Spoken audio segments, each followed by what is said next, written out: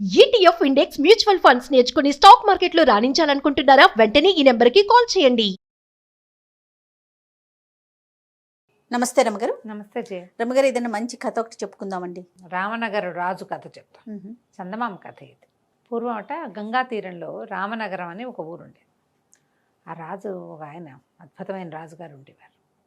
అయితే ఏమైందట, ఆయనకి ఇద్దరు ఆడపిల్లలు, ఒక మగపిల్లాడట. ఆడపిల్లలు పెద్దవాళ్ళు, మగపిల్లాడికి ఒక 5 సంవత్సరాలు. ఆ సమయంలో రాజుగారికి సడన్గా జబ్బు చేసి చనిపోయాడట. చనిపోయేసరికి రాజుగారికి వక్రబుద్ధి అనే పేరున్న ఒక మంత్రి ఉండేవాడు.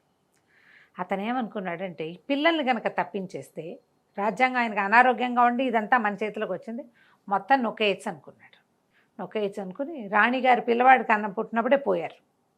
ఇక ఎవరో అడ్డంకి అక్కడ పిల్లల్ని ఖైదు చేసేసి ఆడపిల్లల్ని కడతెరిచేసాడు. మగపిల్లాడిని వేరొక చెరసాలలో ఉంచారట. అయితే ఏమైంది, కొంతమంది దుండగా మనుషులు పిలిచి చెరసాలలో ఉన్న రాకుమారిని వధించమని చెప్పారు.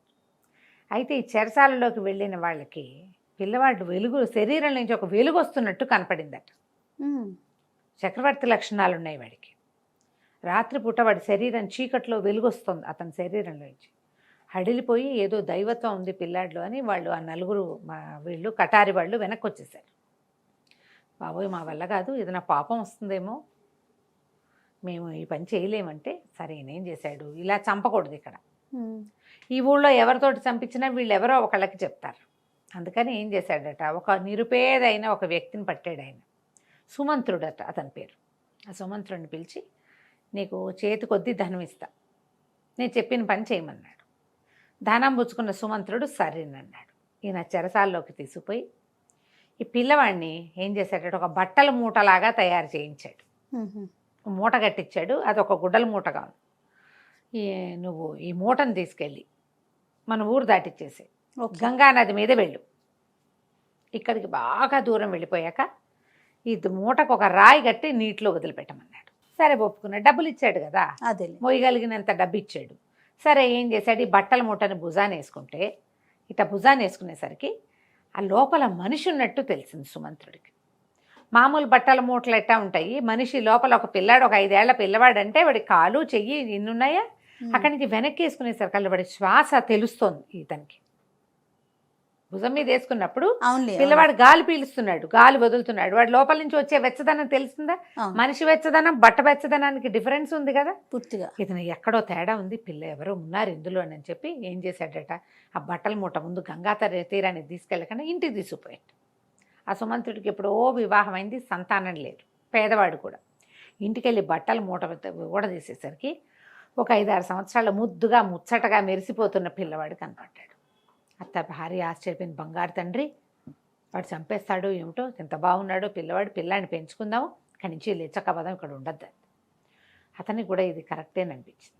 ఏం చేశాడు, పిల్లాడిని భార్యకి అప్పచెప్పి పంపించేసి ఇందులో ఇంకా కొన్ని వాళ్ళు తమ ఇంట్లో ఉన్న పాత బట్టలన్నీ వేసి ఆ మూట మోసుకెళ్తున్నట్టు ఊళ్ళో వాళ్ళకి సినిమా ఇచ్చాడు.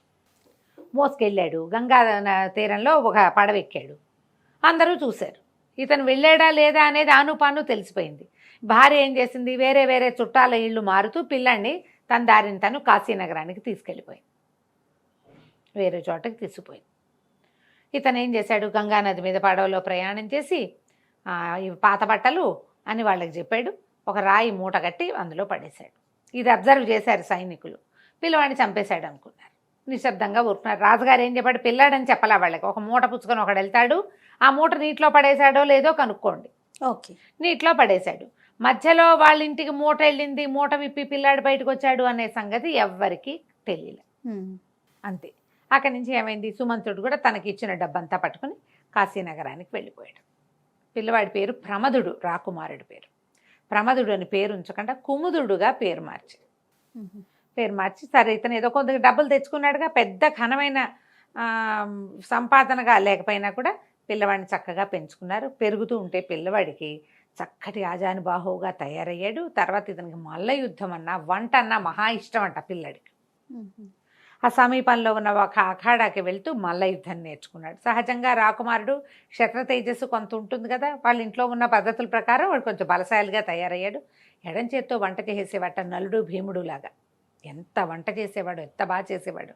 ఏదైనా ఫంక్షన్స్ ఉన్నాయి అంటే అందరూ పెళ్ళిళ్ళకి పేరెంటాలకి వంట పై ఎత్తు నుండి చూడడానికి ఈ అబ్బాయినే పిలుచుకుంటూ ఉండేవాళ్ళు. అయితే కాశీనగరానికి రాజుగారు లేరుట ఆ కాలంలో, రాజకుమార్తె మాత్రం ఉంది. రాజుగారు మరణిస్తే ఒక సంరక్షకుడిని పెట్టారు.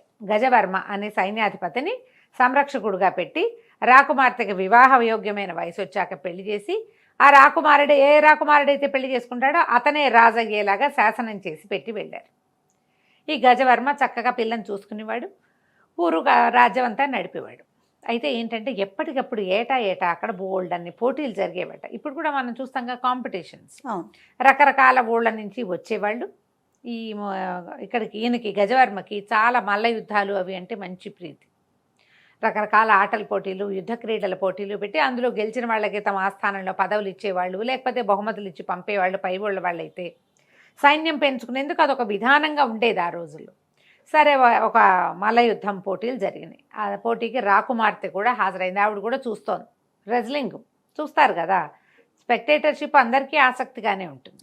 అయితే ఏమైంది, అప్పుడు మల్ల యోధులు మంచి మంచి పెద్ద పెద్ద వాళ్ళు వచ్చారు. వస్తే ఈ కాశీనగరంలో ఉన్న వాళ్ళంతా ఓడిపోయారు బయట నుంచి వచ్చిన వాళ్ళతో. సరే, ఎవరైనా ఉన్నారా వీడిని ఓడించగలిగిన వాళ్ళు, లేకపోతే ఇన్నాళ్ళు మన రాజ్యంలో ఉన్న ఈ మల్ల యుద్ధుల పథకం బయట ఊరికి వెళ్ళిపోతుందని ఈయన చాటింపేయించాడు. సరే, మన కుముదుడు ఉన్నాడు కదా, ప్రమదుడు పేరు మార్చుకున్న రాకుమారుడు, ఈ కుముదుడు అన్నవాడు ఇక్కడికి వచ్చాడు. వచ్చి చక్క గోచి బిగించి గోదాలోకి దిగాడు. మళ్ళీ ఇంత మంచి పోటాపోటీగా జరిగింది. రాకుమార్తెకి మనసు వెళ్ళిపోయింది. కుముదుడి మీద కుర్రవాడు, 20-22 సంవత్సరాల వాడు, చాలా అందంగా ఉన్నాడు, మంచి బలశాలిగా ఉన్నాడు, పోరాట పటిమ కలిగిన వాడు. సహజంగా 16-17 ఏళ్ళ ఆడపిల్లలకి అందంగా ఉన్న అబ్బాయిల మీద దృష్టి నిలుస్తుంది, న్యాచురల్ కదా. ఈ అబ్బాయి ఎట్లాగైనా గెలవాలని కోరుకుంది అమ్మాయి. చివరికి ఇతను గెలిచాడు. గెలిచేసరికల్లా సరే పథకం ఇచ్చాడు. బాబు ఏమిటైనా నీ సంగతి ఏమిటంటే, ఆ పేరు కుముదుడండి అని చెప్పాడు. ఆస్థానం మల్ల యోధుడిగా ఉండమంటే, లేదండి ఇది నేను సరదాగా నేర్చుకున్నా, నేను వంటవాణ్ణి, ఇది నాకు ప్రవృత్తి కాదు, వృత్తి కాదు, నేను దాన్ని వృత్తిగా స్వీకరించట్లేదు, ఏదో పోటీ ఉందని వచ్చాను అంతేనన్నాడు. సరే, ఆస్థానంలో ఉండమన్నారు. ఆస్థానానికి రోజు తిరిగేవాడు. సడన్గా ఈయనకి ఏమనిపించింది, రాకుమార్తెకి ఈ కుర్రాడి మీద ఆసక్తిగా ఉంది. అతని చుట్టూతా తిరుగుతున్నట్టు అర్థమైంది. ఓ పని చేస్తే ఎట్లా ఉంటుంది, ఈ రాకుమార్తెని వంటల వాడు మల్లయోధుడు కానని చెప్పాడు ఓ పబ్లిక్గా. వంటవాడికి ఇచ్చి పెళ్లి చేసేస్తే రాకుమార్తెకి పెళ్ళి అయిపోతుంది. వంటవాడికి రాజార్హత లేదు ఆ కాలంలో. వంటలు చేసుకునేవాడు రాజు అవడానికి వీలు లేదు. ఆ పాయింట్ మీద పెట్టి రాజ్యం తనే కొట్టేయచ్చు అనుకున్నాడు. కొట్టేయచ్చు అనుకుని సరే రాజకుమార్తెని కనుక్కుని, అమ్మ అబ్బాయిని పెళ్లి చేసుకుంటావంటే చేసుకుంటాను. ఆ అమ్మాయి ఉద్దేశం ఏంటి, నన్ను ఎవడు చేసుకుంటే వాడే రాజు అని తను అనుకుంటుంది. అతని పద్ధతి తీరు అన్నీ నచ్చినాయి అమ్మాయికి. సరే, ఈ కుముదుడిని అడిగితే చేసుకోవడానికి సిద్ధంగా ఉన్నాడు. వాడి ప్లాన్ వేరే ఉంది. అక్కడి నుంచి ఊళ్ళో అందరికీ గానా బజానగా చెప్పకుండా ప్రకటించాల పెళ్ళని, సింపుల్గా పెళ్లి చేసేశారు. పెళ్ళైపోయింది. యువరాజుని ఇప్పుడు ఈ వంటవాడైనటువంటి కుముదుడిని దీంట్లోకి అంతఃపురంలోకి ప్రవేశపెట్టారు. రాజు రాణి అంటే ఈ అబ్బాయి అమ్మాయి ఇద్దరు ఏకాంతంగా ఉన్నప్పుడు అతను చెప్పాడనమాట, రాజకుమారి నువ్వు కంగారు పడకు, వంటవాడిని పెళ్లి చేసుకున్నానని బాధపడక్కర్లేదు, నేను రామనగర రాజకుమారుడిని, అవకాశం కోసం చూస్తున్నాను, అక్కడ వక్రబుద్ధి అని మా మంత్రి మా రాజ్యాన్ని లాగేసుకున్నాడు, నన్ను నా పెంపుడు తండ్రి కథ అంతా నాకు తెలియజేశాడు అని చెప్తే, అమ్మాయి ఏమంది, నాకు రాకుమారుడు కాకపోయినా వచ్చిన బాధ లేదు, నువ్వు నాకు నచ్చావు, రాకుమారుడైనా ఇంకోడైనా నా భర్తే కదా అంటే, అప్పుడు ఇతనేం చెప్పాడంటే, కాదు నీ భర్త రాజు అవుతాడని నువ్వు పొరపాటును కూడా అనుకోవద్దు, నీ తాలూ సంరక్షకుడు ఉన్నాడే గజవర్మ, ఆయన కూడా దుష్టబుద్ధే, రాజ్యం ఇవ్వక్కర్లేకుండా ఉండటం కోసం వంటవాడినైనా నాకు ఇచ్చి పెళ్లి చేశాడు, నేను ఇక్కడే ఉంటే ఏమీ ఇబ్బంది లేదు, నేను రాజు అవుతాను అనగానే తీస్తాడు అస్త్రం బయటికి, కొన్నాళ్ళు కామ్గా ఉండి ఇది మాట్లాడదామన్నాడు. కొద్ది రోజులు గడిచాక ఈ కుర్రాడు కుముదుడు ఆస్థానంలో తిరుగుతూ ఉండేవాడు.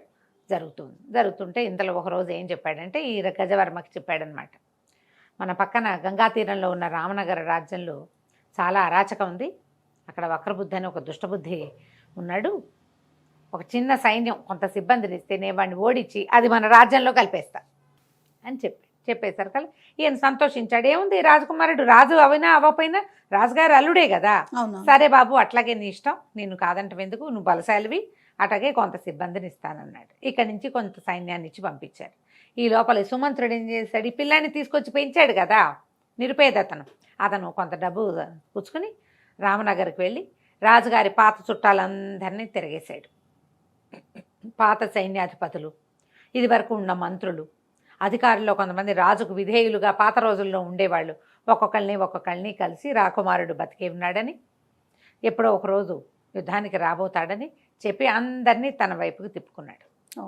ఈ అధికారుల్లో కొంతమంది ఏం చెప్పారంటే, ఈ వక్రబుద్ధి మామూలు వక్రబుద్ధి కాదండి, వీడు చాలా దిక్కుమాలిన వాడు, వీడితో చాలా సమస్యలు ఉన్నాయి, అన్ని దుష్ట శాసనాలు విడివి, తను ఏదంటే అదే చేయాలంటాడు, ప్రజలకి ఎంత ఇబ్బంది కలిగిస్తున్నాడో, ఎంతంత పెద్ద పెద్ద శిస్తులు వసూలు చేస్తున్నాడో, చాలా ఉన్నాయి ట్యాక్సులు, ప్రజలు కూడా అణిగిపోయి ఉన్నారు, రాకుమారుడు లేకపోవటం, ఇంకా వేరే దారి లేకపోవడంతో చచ్చినట్టు ఉంటున్నారు, మీరు కనుక ఆ రాకుమారుడిని నిజంగా ఇక్కడ ప్రవేశపెట్టగలిగితే ఇక్కడి నుంచి జనాలు కూడా తిరగబడిపోతారు అని చెప్పి చిన్న చిన్న ఊళ్ళల్లో ఉన్న శిస్తులు వసూలు చేసే వాళ్ళ దగ్గర నుంచి అందరినీ ఆకట్టుకుని ఉంచుకున్నారు.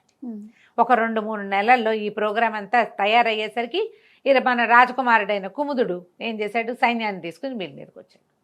జనమంతా అతని పక్షానే ఉన్నారు కదా. ఈ గుర్రాల మీద వస్తున్నటువంటి అబ్బాయిని చూసేసరికి అందరూ తమ పాత రాజుగారే వస్తున్నారని భావించారు. తండ్రిలాగా ఉన్నాడు అతను, పోలికలు కనపడతాయి కదా, అచ్చు రాజుగారే వస్తున్నట్టుండి ఆ గుర్రం స్వారీ చేసే విధానము, కత్తిపుచ్చుకునే విధానం అంతా పాత రాజుగారి లాగానే కనపడతాడు. ఇతను రాకుమారుడని నమ్మారు. ఎందుకంటే 5 ఏళ్ల వయసులో వెళ్ళిపోయిన పిల్లాడిని ఇప్పుడు ఎటా నమ్ముతారు, పోలికలు చూసి నమ్మాలి. అక్కడి నుంచి చాలామంది తిరగబడిపోయారు, ఆ వక్రబుద్ధిని పట్టేసరికి నగరాన్ని స్వాధీనం చేసుకున్నాడు కుముదుడు. స్వాధీనం చేసుకుని బహిరంగంగా వక్రబుద్ధికి శిక్ష విధించాడు. మరణశాసనం లిఖించి అతనికి మరణశిక్ష వేసిన తర్వాత ఇక్కడున్న శాసనాలన్నీ రద్దు చేసేశాడు. అధికారుల్లో పురాతనమైన అధికారులందరినీ మళ్ళీ పైకి తీసుకొచ్చి వాళ్ళందరికీ రాజ్యాన్ని అప్పచెప్పాడు. త్వరలో వస్తాను నేను, ఈ లోపల మీరు దీన్ని అరాచకం కాకుండా జాగ్రత్తగా చూసుకోండి అని తండ్రితో కలిసి మళ్ళీ వెళ్ళాడు. ఎప్పుడైతే ఈ రాజ్యం రామనగరు వశమైందని తెలిసిందో గజవర్మ చాలా సంతోషించాడు. ఇతను కుముదుడికి ఆహ్వానం పలకటాన్ని ముత్తైదుల్ని వాళ్ళని వెళ్ళి అంతా అరేంజ్ చేసి ఊరంతా పండగ చేశారు, మంచి హడావిడిగా పిలిచారు. సరే లోపల తీసుకొచ్చిన తర్వాత పెద్ద సభ చేర్చారు. ఆయన సింహాసనం మీద ఆయన కూర్చున్నాడు. అటు ఇటు 2 కుర్చీలు వేసి రాజకుమారిని రాకుమార్తెని అల్లుడు గారిని కూర్చోబెట్టాక పెద్ద ఘోషణగా చెప్పాడనమాట, రామనగరు మనకు వశమైంది, అది మన అల్లుడు గారి వల్లే కుదిరింది, నాయన రామనగర్ని వశం చేసుకుని వచ్చావు, నీకేం బహుమతి ఇవ్వాలి అని అడిగేసరికల్లా మన రాకుమారుడు లేచి నుంచున్నాడు. రామనగర్ని వశం చేయలేదండి, రామనగరు నాది నేను స్వాధీనం చేసుకున్నాను. మరి రాకుమారుడికి ఇచ్చి వివాహం చేసి కాశీరాజ్యాన్ని వివాహం చేసినటువంటి అల్లుడికి ఇవ్వాలని శాసనం ఇక్కడ. ఇప్పుడు నేను రాకుమారుడిని ప్రూవ్ అయింది కదా, రామనగర రాజుని నేను. ఇప్పుడు మరి మీరు సింహాసనం నుంచి దిగితే నేను ఎక్కి కూర్చుంటాను, ఇక ఈ రాజ్యం నాది అన్నాడు. అనగానే గజవర్మకు ఊళ్ళంత కోపం వచ్చింది. 15 ఏళ్ళ నుంచి పిల్లప్పటి నుంచి నేను సంరక్షిస్తుంటే నువ్వెట్టా రాజు అయిపోతావు, నేను ఒప్పుకోనని కత్తి తీశాడు. తీయంగానే ప్రజలంతా హాహాకారాలు చేశారు. రాజుగారి అల్లుడి మీద కత్తి తీస్తే ఏటా పనికి వస్తుంది, అది వాడు రాజు కదా. అందరూ గోల పెట్టారు. కొంతమంది అధికారులు కత్తులు కటార్లు పుచ్చుకుని ఇతని మీదకి వచ్చేసరికల్లా మల్లయోధుడైన ప్రమదుడు ఆయన చేయి పట్టేసుకుని వెనక్కి విరిచిపట్టుకున్నాడు. మీరు ఎన్ని సంవత్సరాల నుంచి ఈ రాజ్యాన్ని అరాచకం చేయకుండా జాగ్రత్తగానే చూశారు, కానీ అవకాశం వచ్చినప్పుడు మీరు రాజు అయిపోవాలనుకోవటం తప్పు. విధేయులుగా ఉంటానంటే ప్రాణాలతో విడిచిపెడతాను, కాదు ఏదైనా చేయాల్సిందే ప్రతిక్రియ అంటే మాత్రం ఇవాళ మరణశిక్ష విధించబడుతుంది, మీ ఇష్టం ఆలోచించుకోండి అన్నాడు. రాకుమార్తె చాలా దుఃఖపడిందని ఎంతో బాగా చూసుకున్నాడు. ఈయనకి రాజ్యం సులువుగా లభిస్తుంది అనిపించేసరికల్లా ఇలా ఆశ పుట్టింది. అధికారాలు రద్దు చేసి ఆయన్ని బతికించి ఉంచు, నా తండ్రి స్థానంలో ఉన్నాడు అంటే సరే, ప్రజలు కూడా కొంతమంది దానికి ఓటేశారు. అక్కడి నుంచి ఆయన ఒక ఓల్డేజ్ హోమ్ లాగా అట్టు పెట్టుకున్నారు. రామనగర్ని కాశీరాజ్యాన్ని కలిపేసుకుని ఎంతో కాలం కుముదుడిగా పేరు మార్చిన రాజకుమారుడైన ప్రమదుడు రాజు అయ్యాడు. రామనగర్ రాజు. కంచికి మనం ఇంటికి. నమస్తే అండి. నమస్తే.